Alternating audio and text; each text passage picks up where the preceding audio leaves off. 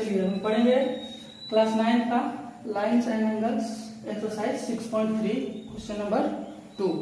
ठीक है, देखते हैं।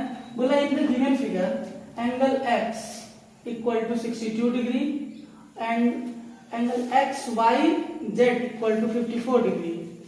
एक्स वाई जेड यानी कि ये पूरा एंगल 54 डिग्री दिया है। If Y O and Z O are the bisectors of angle X Y Z and X Z Y respectively. बोल रहा है कि ये वाई ओ और जेड ओ जो है ना, इस एंगल का ये बाइसेक्टर है और इस एंगल का ये बाइसेक्टर। बाइसेक्टर मतलब जो दो इक्वल पार्ट्स में डिवाइड करेंगे, है ना। यानी कि एंगल को बाइसेक्ट कर रहा है, यानी एंगल को दो इक्वल पार्ट्स में डिवाइड कर दे रहा है। ये पूरा का पूरा एंगल 54 है ना, कि ये है। ठीक है, तो इसको जो है ये भी बाइसेक्ट कर रहा है, तो इसका भी एंगल क्या हो जाएगा, दोनों इक्वल पार्ट्स में डिवाइड हो जाएगा। इसको 1 2 3 4 ले लेते हैं, है ना।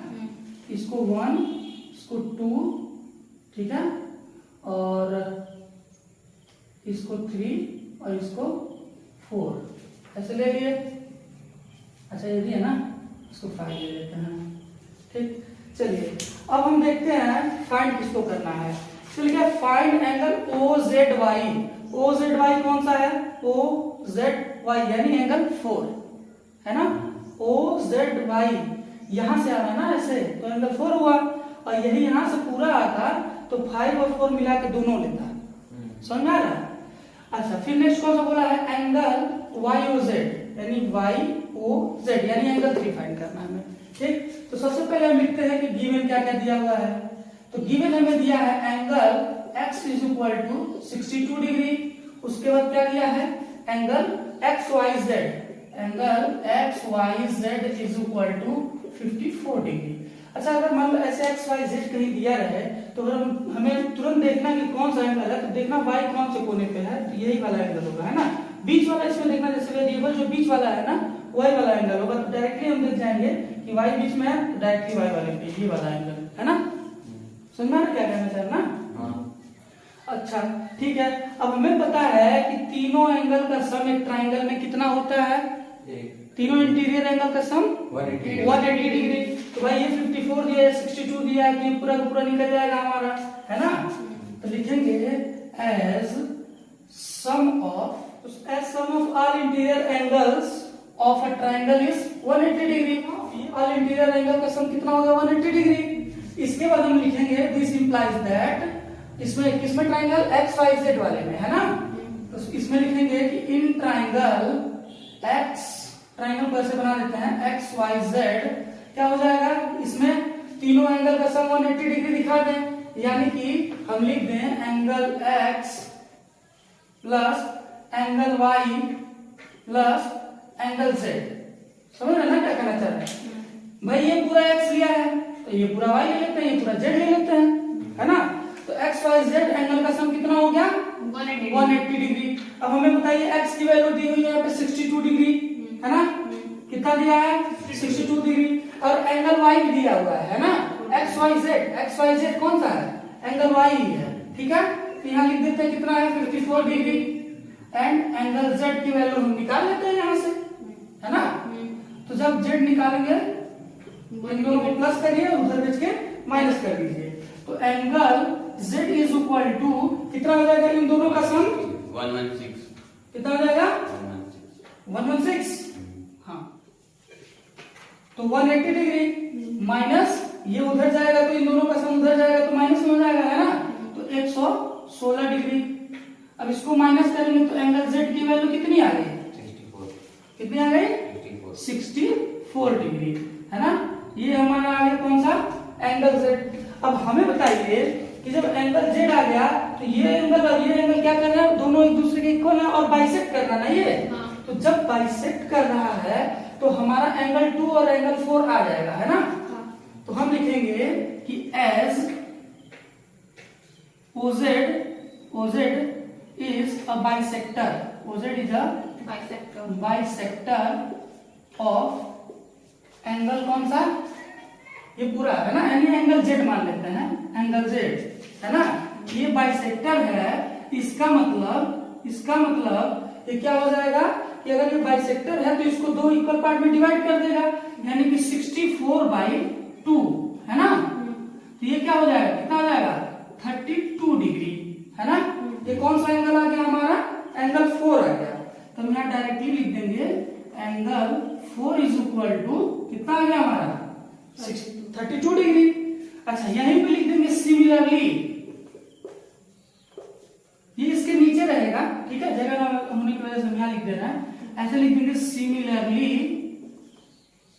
सिमिलरली कौन सा, ये भी हो जाएगा है ना, यानी एंगल वाई हमें निकालना कौन सा है, ये वाला निकालना है। तो angle 2 is equal to directly हम लिख देंगे 54/2 है ना। कितना आ जाएगा हमारा 27 डिग्री।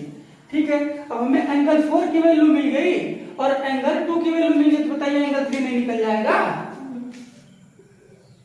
भाई। एंगल 4 हमारा कितना आ गया है यहाँ से 32 डिग्री है ना, और एंगल 2 हमारा आ गया है कितना, ये वाला 27 डिग्री, क्योंकि ये पूरा कितना है हमारा, पूरा हमारा आया था कितना 64 डिग्री, और 64 डिग्री का ये जो है ये एंगल जो है ये बाइसेक्ट कर रहा है, तो एंगल 4 हमारा इसका आधा होगा।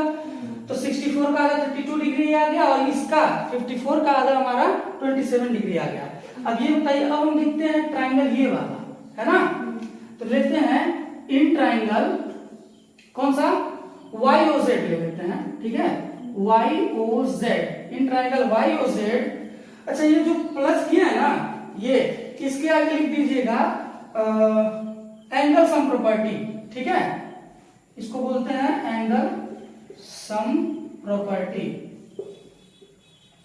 समझ में आ रहा है, यानी कि एंगल सम प्रॉपर्टी। तो यहां भी लिखेंगे कि इन द ट्राइंगल कौन सा YOZ, इसमें क्या कहते हैं तीनों एंगल का सम, यानी इसमें तो हम 1 2 3 लिए हैं, ठीक है, तो 2 3 4 है ना, angle 2 plus angle 3 plus angle 4 is equal to 180 degree, और यहां भी लिख देंगे एंगल सम प्रॉपर्टी, ठीक है, ब्रैकेट में एंगल सम प्रॉपर्टी, यानी सभी एंगल को सम करने की प्रॉपर्टी जो है ना उसी को कह रहे हैं, ठीक है, एंगल सम प्रॉपर्टी। ठीक, अब ये बताइए एंगल 2 की वैल्यू दी हुई है कितनी है 27 डिग्री, एंगल 4 की वैल्यू दी हुई है कितनी है, एंगल 3 तो दिया नहीं है, एंगल 4 की वैल्यू दिया है 32 इज इक्वल टू 180 डिग्री, इन सब पे भी डिग्री लगा दीजिएगा।